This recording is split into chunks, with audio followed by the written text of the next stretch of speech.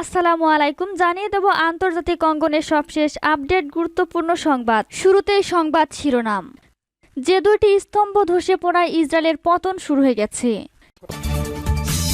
এরপরে জানিয়ে দেব এবার সরাসরি ইসরায়েলি কন্টেনারবাহী জাহাজে হামলা চালালো ইয়েমেন। এদিকে কৃষ্ণ সাগরে আরেকটি রুশ যুদ্ধ জাহাজ ডুবিয়ে দেওয়ার দাবি ইউক্রেনের। অন্যদিকে ভারতীয় সৈন্যরা বেসামরিক পোশাকেও মালদ্বীপে থাকতে পারবে না বলে হুঁশিয়ারি দিয়েছেন প্রেসিডেন্ট মইৎজু। আরও জানিয়ে দেব ইউক্রেনে আবারও মার্কিন আব্রামস ট্যাঙ্ক ধ্বংস করেছে রাশিয়া। এবং সর্বশেষ জানিয়ে দেব মোসাদের কাছে তথ্য বিক্রির অভিযোগে তুরস্কে গ্রেপ্তার 7। এতক্ষণ শুনছিলেন সংবাদ শিরোনাম, এবার বিস্তারিত। আজকের সংবাদ সম্পর্কে আপনার মূল্যবান মতামত লিখে জানান।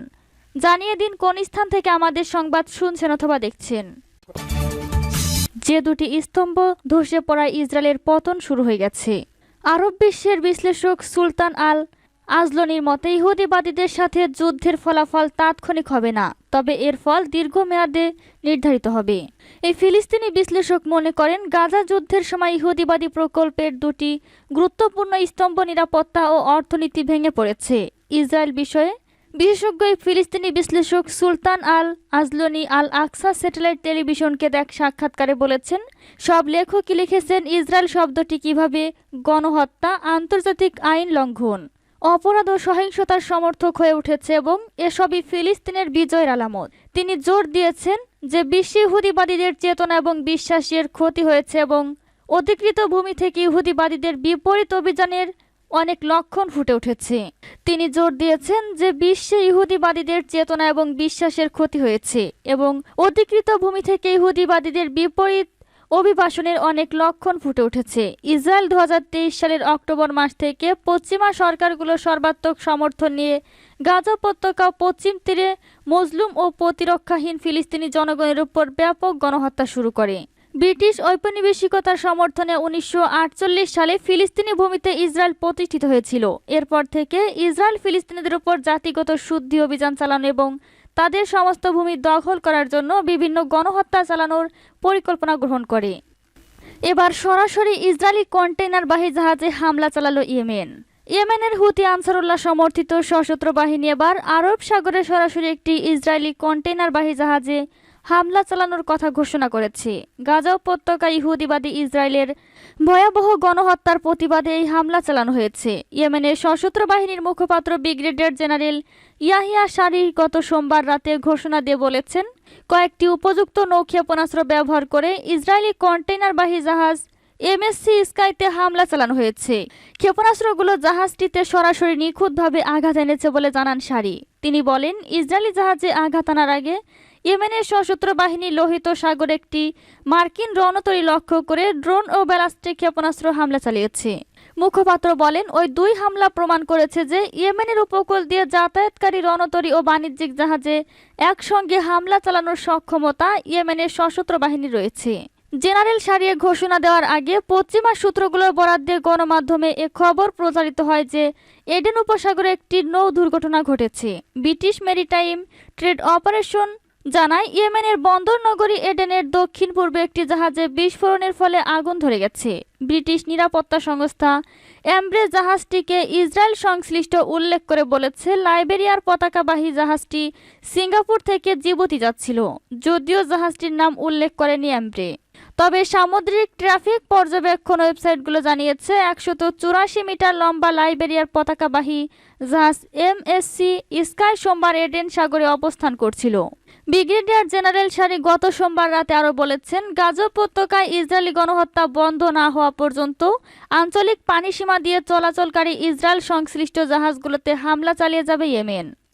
কৃষ্ণ সাগরে আরেকটি রুশ যুদ্ধ জাহাজ ডুবিয়ে দেওয়ার দাবি ইউক্রেনের। ইউক্রেনীয় ক্ষেপণাস্ত্র হামলায় প্রায় 1 বছর আগে রাশিয়ার কৃষ্ণ সাগরীয় নৌবহরের ফ্ল্যাগশিপ যুদ্ধ জাহাজ মস্কোভা ডুবেছিল। কৃষ্ণ সাগরে আরেকটি যুদ্ধ জাহাজ ডুবিয়ে দেওয়ার দাবি করেছে ইউক্রেন।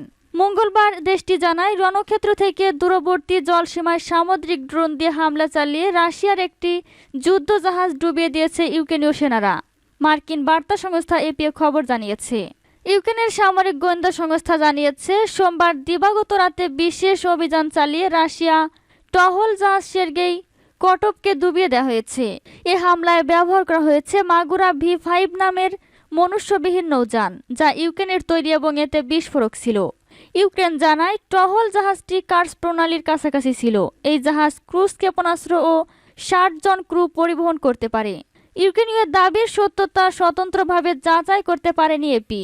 রাশিয়ার পক্ষ থেকেও কোনো বক্তব্য পাওয়া যায়নি। 2022 সালের ফেব্রুয়ারিতে ইউক্রেনে রাশিয়ার সর্বাত্মক হামলার পর থেকে ভুয়া তথ্যের প্রচার বেড়েছে। প্রায় 1,500 কিলোমিটার রণক্ষেত্রে রুশ সেনাবাহিনীকে ঠেকিয়ে রাখতে হিমশিম খাচ্ছে ইউক্রেনীয় সেনারা। রণক্ষেত্রের পাশাপাশি রাশিয়ার গভীরে বিভিন্ন স্থাপনায় হামলা চালিয়ে আসছে কিয়েভের সেনারা। গত মাসে ইউক্রেন দাবি করেছিল সামুদ্রিক ড্রোন দিয়ে হামলা চালিয়ে রাশিয়ার 2টি যুদ্ধজাহাজ ডুবিয়ে দিয়েছে তারা। ওই সময় রুশ কর্তৃপক্ষ ইউক্রেনীয় দাবির সত্যতা নিশ্চিত করেনি। ইউক্রেনীয় কর্মকর্তারা বলেছেন, রাশিয়ার ছোড়া ক্ষেপণাস্ত্রগুলোর 20% কৃষ্ণ সাগর থেকে উৎক্ষেপণ করা হয়। রুশ যুদ্ধজাহাজের ডুবে যাওয়া মস্কোর জন্য বিব্রতকর। ভারতীয় সৈন্যরা বেসামরিক পোশাকেও মালদ্বীপে থাকতে পারবে না, প্রেসিডেন্ট মইজ্জুর হুঁশিয়ারি। ভারত বিরোধী অবস্থানের পুনরাবৃত্তি করে মালদ্বীপের প্রেসিডেন্ট মোহাম্মদ মইজ্জু বলেছেন, আগামী 10 মের পর ভারতীয় সামরিক বাহিনীর কর্মীরা বেসামরিক পোশাক পরেও তার দেশে থাকতে পারবেন না। চীনের সাথে মালদ্বীপের প্রতিরক্ষা চুক্তি স্বাক্ষরের পরপরই মঙ্গলবার নতুন করেই হুমকি দিয়েছেন তিনি। মালদ্বীপের 3টি বিমানবন্দরের একটির দায়িত্ব নিতে ভারতের বেসামরিক এক প্রতিনিধি দল মালেতে পৌঁছানোর 1 সপ্তাহেরও কম সময়ের মাঝে মইজ্জু এমন হুমকি দিয়েছেন। প্রথম দফায় মালদ্বীপে অবস্থানরত ভারতের সামরিক বাহিনীর সদস্যদের দেশটি থেকে প্রত্যাহারের সময়সীমা 10 মার্চ নির্ধারণ করা হয়েছে। তার আগে আবারও সামরিক অথবা বেসামরিক পোশাকেও ভারতীয় সামরিক বাহিনীর কর্মীরা মালদ্বীপে অবস্থান করতে পারবেন না বলে জানিয়ে দিলেন মইজ্জু। ইউক্রেনে আবারও মার্কিন অ্যাব্রামস ট্যাঙ্ক ধ্বংস করেছে রাশিয়া। রাশিয়ার সামরিক বাহিনী ইউক্রেন যুদ্ধে মার্কিন নির্মিত আরও একটি আব্রামস ট্যাঙ্ক ধ্বংস করেছে। গত রোববার ধ্বংসকৃত ট্যাঙ্কের একটি ভিডিও এরই মধ্যে সামাজিক মাধ্যমে ছড়িয়ে পড়েছে এবং রাষ্ট্রীয় বার্তা সংস্থা RIN অবস্থি তা শেয়ার করেছে। এক প্রতিবেদনে তথ্য জানিয়েছে নিউজউইক। প্রতিবেদনে বলা হয়, রুশ বাহিনীর গুড়িয়ে দেওয়া আব্রামস ট্যাঙ্কের ছবি সর্বপ্রথম রাশিয়ান সাংবাদিক এবং উপস্থাপক ভ্লাদিমির সোলোভিয়েভের টেলিগ্রাম চ্যানেলে দেখা গেছে। ছবির ক্যাপশনে তিনি লেখেন, আভদিভকার দাভাস শহরের বার্ডিচি গ্রামের কাছে ট্যাঙ্কটি প্রবেশ করেছিল। রুশ সেনারা প্রথমে গ্রেনেড লঞ্চার দিয়ে ট্যাঙ্কটিকে থামিয়ে দেয়। সোলোভিয়েভ আরও বলেন, ভারী সরঞ্জামগুলো শেষ পর্যন্ত স্টর্ম কোয়াড দিয়ে ধ্বংস করা হয়। 1 সপ্তাহের ব্যবধানে রাশিয়ার সেনাদের হামলায় ইউক্রেনের সেনারা মার্কিন নির্মিত 2টি আব্রামস ট্যাঙ্ক হারালো। সম্প্রতি ইউক্রেনের কাছ থেকে রাশিয়ার সেনারা আভদিভকা নামের যে শহর দখল করে নিয়েছে তার কাছেই ট্যাঙ্ক 2টি ধ্বংস হয়। 2022 সালের ফেব্রুয়ারিতে যুদ্ধ শুরু হওয়ার পর থেকে যুক্তরাষ্ট্র কিয়েভকে 2 ডজনের বেশি আব্রামস যুদ্ধ ট্যাঙ্ক সরবরাহ করেছে। রাশিয়া শুরু থেকে বলে আসছে, পশ্চিমাদের কোনো অস্ত্রের বহরই ইউক্রেন যুদ্ধের পরিস্থিতি পাল্টে দিতে পারবে না। রাশিয়া আরও বলেছে, ইউক্রেনকে যে সমস্ত অস্ত্র দেওয়া হবে তার সবকিছুই পুড়িয়ে দেওয়া হবে।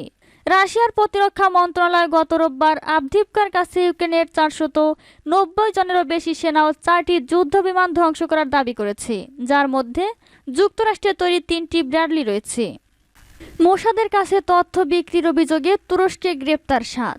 ইসরায়েলের গোয়েন্দা সংস্থা মোসাদের কাছে তথ্য বিক্রির অভিযোগে এক বেসরকারি গোয়েন্দা সহ 7 জনকে আটক করেছে তুরস্কের পুলিশ। নিরাপত্তা সূত্রের বরাত দিয়ে আনাদোলু জানিয়েছে, সাবেক এই সরকারি কর্মকর্তা তুরস্কের মধ্যপ্রাচ্যের কোম্পানি ও ব্যক্তিদের বিষয়ে তথ্য সংগ্রহ, ট্র্যাকিং ডিভাইস স্থাপন ও নজরদারিতে জড়িত ছিলেন বলে সন্দেহ করা হচ্ছে।